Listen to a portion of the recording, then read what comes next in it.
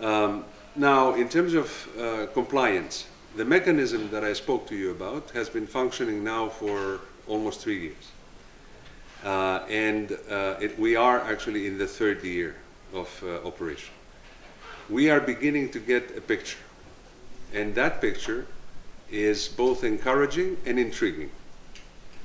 It is encouraging because we see that the convention is actually trickling down to the various levels in government, in society, and so on.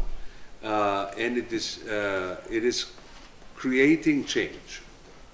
It is bringing about change.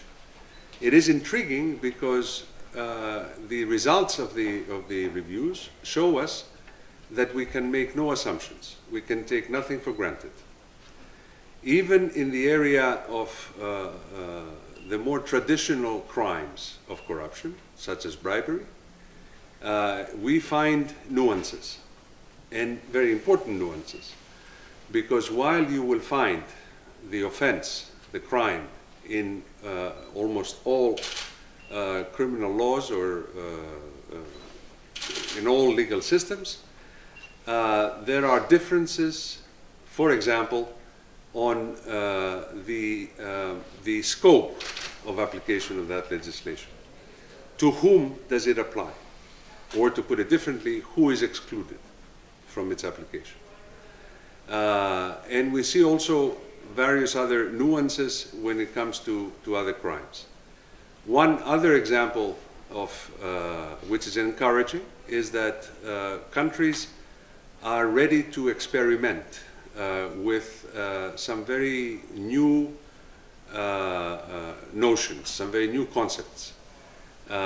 Some concepts that were so new when the convention was being negotiated that they have not been given the same force as others. You have also some non-mandatory provisions in the convention. One example is illicit enrichment. The reason that this was not given such force in the convention is because for many countries this would run contrary to constitutional provisions of the burden of proof, the presumption of innocence, and so on. But countries are experimenting with the notion, and we see that coming up more and more, and they are experimenting with this tool, which is very powerful. And we see that there are some very interesting solutions. For example, linking the issue of illicit enrichment to an obligation of declaring your assets when you are in certain positions or in certain professions. So we are beginning to get a broader, a sharper image, a sharper picture of what is the situation of compliance around the world with the convention. Compliance with the convention, and with this I will conclude, is not an end in itself. Let's not forget that the convention is a means to an end. The convention is the crystallization of the shared will among states to deal with the problem of corruption. You will notice that I do not use the expression eradication of corruption. And the reason I'm not doing that is because I do not think that we will manage to eradicate corruption, at least in my lifetime. I see a lot of younger people here, and I hope that they will see that in their lifetime, but I will certainly not see it.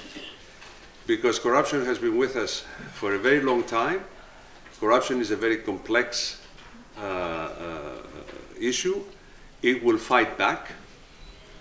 And for every major success, we are bound to face not perhaps a failure, but a challenge. It is a sophisticated form of crime. It changes as we go, and we are absolutely, we must make sure that we stay ahead of the game.